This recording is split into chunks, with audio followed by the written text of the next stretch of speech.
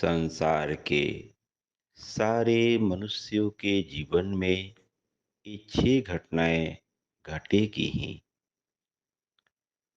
चाहे कोई व्यक्ति ईश्वर को मानने वाला हो, ईश्वर को न मानने वाला हो, इस देश का हो या किसी अन्य प्रदेश का हो, आस्तिक हो, नास्तिक हो, चीन का हो, जापान का हो, अमेरिका का हो, किसी भी देश का हो, किसी भी मत मतांतर को मानने वाला हो, मत मतांतर को न मानने वाला हो, दार्शनिक हो, अदार्शनिक हो, संसार के सारे मनुष्यों के जीवन में ये 6 घटनाएं घटेगी। प्रथम, जाति विदुख। जन्म ही दुख से होता है। चाहे कोई बच्चा अमीर के घर में जन्म ले या गरीब के घर में जन्म ले, बच्चा रोते हुए ही जन्म लेता है।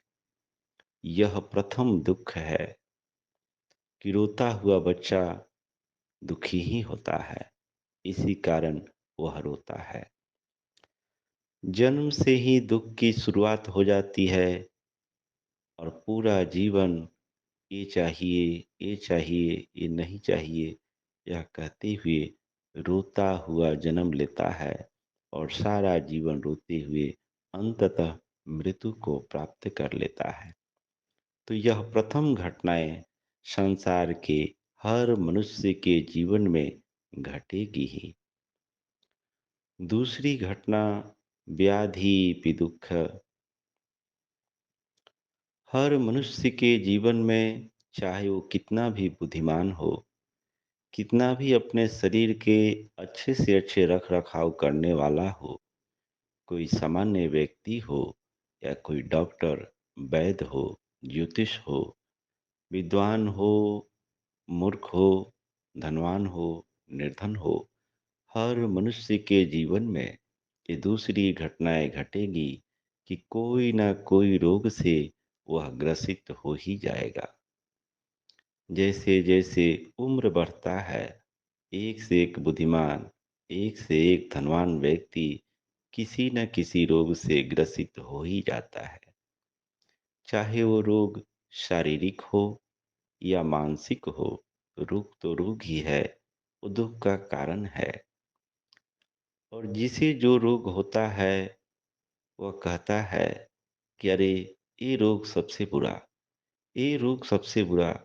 कोई और रोग हुआ रहता तो कोई बात नहीं, लेकिन ये रोग बड़ा ही दुखदाई है, बड़ा ही कष्टदायी है। मित्रों, रोग तो रोग होता है और रोग तो दुखदाई ही होता है।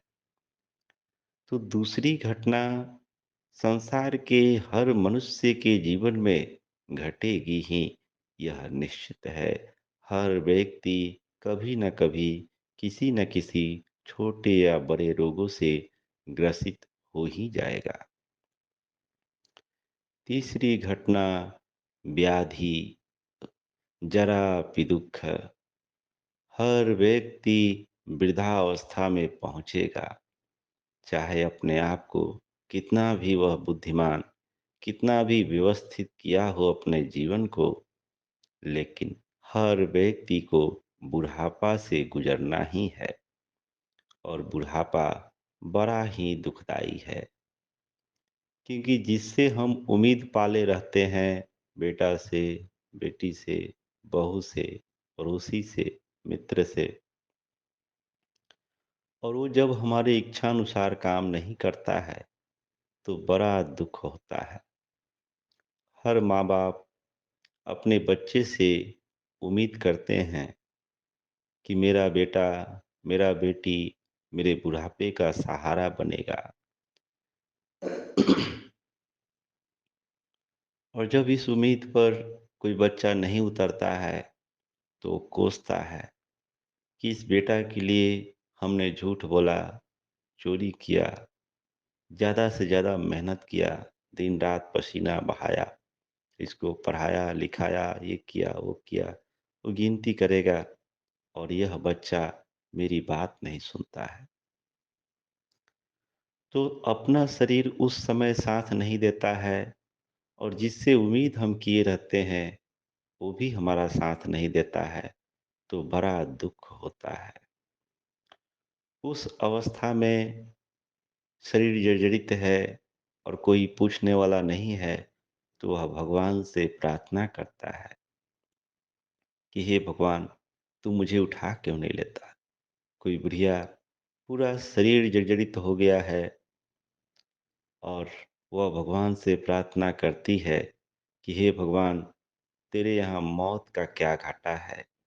कम से कम मुझे मौत दे दे, तो इन दुखों से मेरी छुटकारा मिल जाए।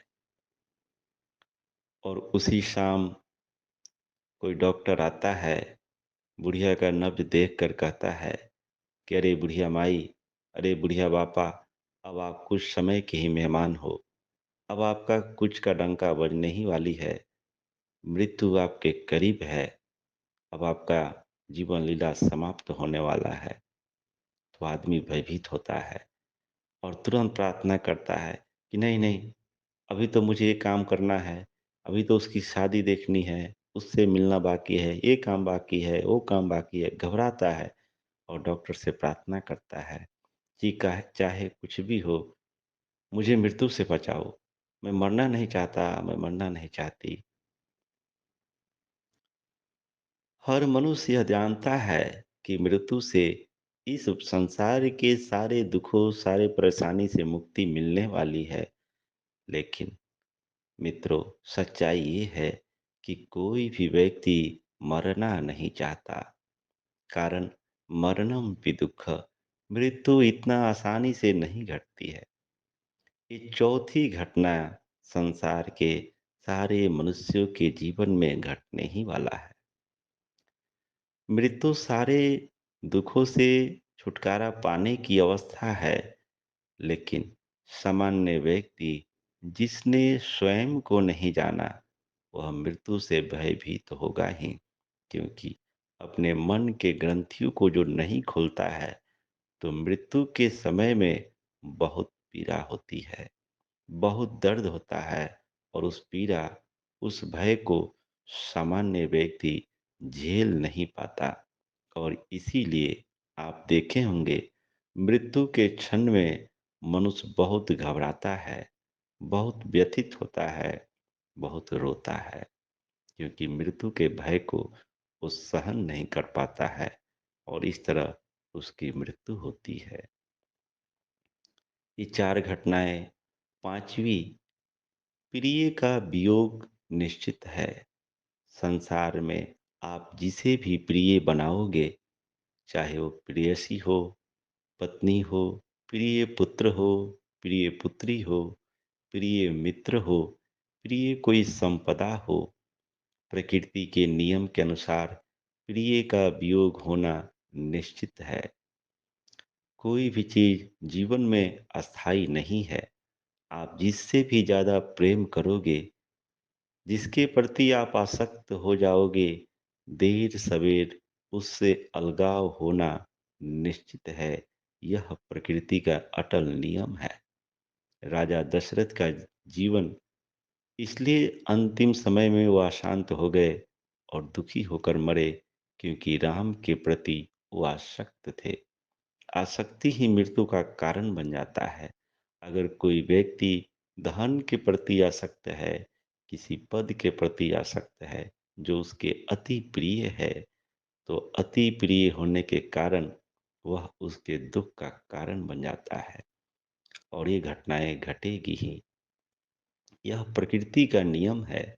प्रिय का वियोग निश्चित है और प्रिय के वियोग होने पर दुख होता है।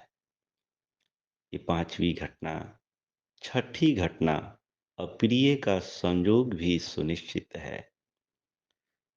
जिससे आप घृणा करते हैं, जिससे आप नफरत कर रहे हैं, उसका मिलना भी निश्चित है। उसके मिलने से आपको दुख होगा। जैसे कोई व्यक्ति जिसने आपकी हानि कर दी है, जिससे आप घृणा कर रहे हैं, आप अपने घर में सुख शांति से बैठे हैं, परिवार के साथ आनंद ले रहे हैं और तभी वह व्यक्ति जिसे आप शत्रु समझ रहे हैं, घृणा का पात्र समझ रहे हैं, वह व्यक्ति आपके घर के सामने से सिर्फ गुजर जाए, उससे देखते ही आपके मन में उसके प्रति प्रतिशोध की ज्वाला भड़क उठेगी। उसने इस समय आपको देखा भी नहीं, उसने इस समय आपको कुछ कहा भी नहीं, लेकिन केवल आपकी नज़र उसके ऊपर पड़ी, आप शांति से, आनंद से घर में बैठे थे, आपकी सारी शांति, सारा आनंद भंग हो जाएगा। उसके प्रति अनेक प्रतिशोध का भाव आपके मन में जगेगा कि इसको तो मुझे सिखाना है, इसको तो मुझे बताना है, इसको ये करूँगा, उसको वो करूँगा, ऐसा करूँगा, वैसा करूँगा।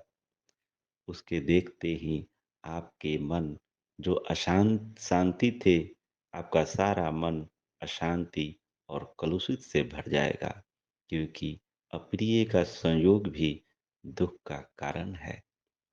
मित्रों, ये 6 घटनाएँ संसार के हर मनुष्य के जीवन में घटेगा, यह भगवान बुद्ध ने आज से 2600 वर्ष पूर्व कहा था और यह अटल है। इन घटनाओं के घटने पर चित्तं यस्य न कंपति, अब ये घटनाएँ तो घटेगी और इन घटनाओं के घटने पर भी जिसका चित्त अशांत नहीं होता है, वही व्यक्ति धर्मात्मा है, वही व्यक्ति ज्ञानी है, वही व्यक्ति मुक्ति को प्राप्त करने वाला मोक्ष मार्गी है, निर्वाण प्राप्त करने वाला निर्वाणिक है। मनुष्य को ज्ञान की ज़रूरत इसीलिए पड़ती है, ध्यान की आवश्यकता इसीलिए पड़ती है कि प्रकृति के इस नियम को जानकर अपने आप को इस योग्य बना ले कि इन घटनाओं के घटने पर वह दुखी न हो सके। धर्म की आवश्यकता इसीलिए है। मैं आप सबों से प्रार्थना करूँगा कि आप सब अपने भीतर की गहराई में उतरकर स्वयं को इतना मजबूत बना लें कि इन घटनाओं के घटने पर आप दुखी न हो, अशांत न हो। आपकी शांति ये घटनाएँ भंग न करे, उसके लिए आप प्रयास करें। आप सबका मंगल हो, सबका कल्याण हो, सबका भला हो, सबकी स्वस्ति हो, सबकी मुक्ति हो, चहु ओर सुख हो, चहु ओर शांति हो।